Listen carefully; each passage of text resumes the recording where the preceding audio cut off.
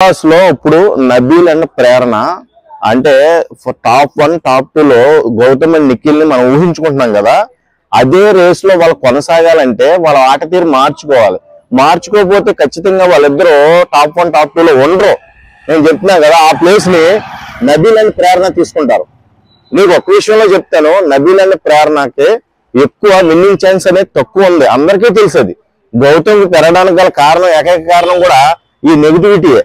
ఇక్కడ group game ఆడి అందరూ కూడా ట్రిగ్గర్ చేసి మనోని ఏక్ నిరంజన్ చేశారు. ఆ టైం నుంచి గౌతమ్ అనేది ఫ్యాన్ ఫాలోయింగ్ పెరిగింది.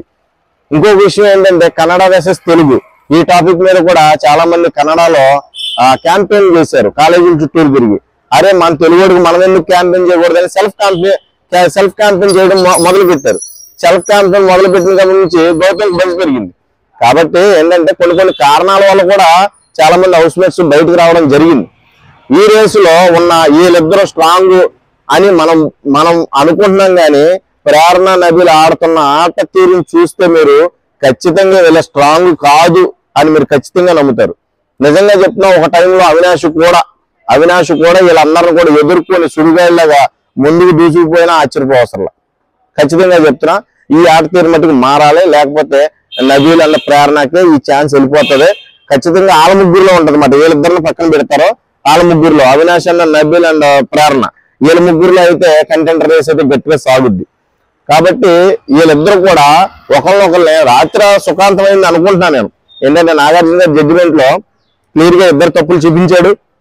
మారండ్రా బాబు, మీకు ఇంకా 1 వీకే ఉంది, ఎప్పటికి కూడా మారపోతే మీరు జనాల్లోకి వేరేగా పోర్ట్రేట్ అవుతున్నారు, బ్యాడ్గా వెళ్ళిపోతారు, ఎవరోకులు కప్పు విన్ అయ్యే ఛాన్స్ కోల్పోతారని క్లియర్ గా చెప్పాడు. ఎప్పటికీ మారలేదంటే ఎప్పటికీ మీరు మారని మేము అర్థం చేసుకొని మేము ఇంకా బయాస్డ్ గా ఉంటాం. మేము కూడా ఎవరికి ఓట్ చేయాలో వాళ్ళకే చేస్తాం. ఆ టైంలో మాకు ఏమనిపిస్తే అదే చేస్తాం. కాబట్టి ఈ రకంగా చూసుకుంటే విన్నింగ్ ఛాన్సెస్ ఎక్కువ ఈ నలుగురిలోనే ఉంది.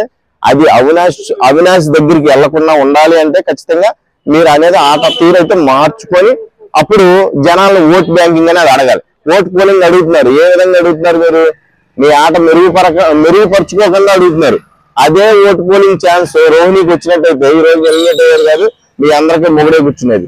కాబట్టి విష్ణుప్రియకి ఛాన్స్ వచ్చినా గానీ జనాలు బయటకు పంపించారంటే మీరు అర్థం చేసుకోండి విష్ణుప్రియకి ఎంత నెగిటివిటీ ఉందో. బయట ఎన్నోసార్లు సపోర్ట్ చేశారు, 14-13 వారం దాకా సపోర్ట్ చేశారు, సేవ్ చేశారు, హౌస్ లో కూర్చోబెట్టారు.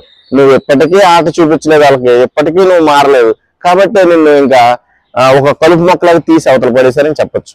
ఇది రాత్రి జరిగిన ఎపిసోడ్.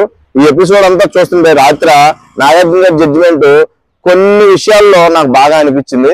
కొన్ని విషయాల్లో మటుకి ఎక్కువ గౌతమ్ ని నెగిటివ్ చేస్తున్నారా ఏంటి అనిపించింది. ఒక విషయంలో చెప్పాలంటే నా ఒపీనియన్, నా పర్సనల్ ఒపీనియన్ చెప్పాలంటే, గౌతమ్ అనే వాడికి ఎన్నిసార్లు చెప్పినా ఆ కోపం అనేది తగ్గట్లేదు. మాటకు మాట ఇవ్వడం, కోపపడడం, నోరు జారిన తర్వాత అప్పుడు ప్రేరణ నోరు జారేది మోర్ దెన్ టైమ్స్.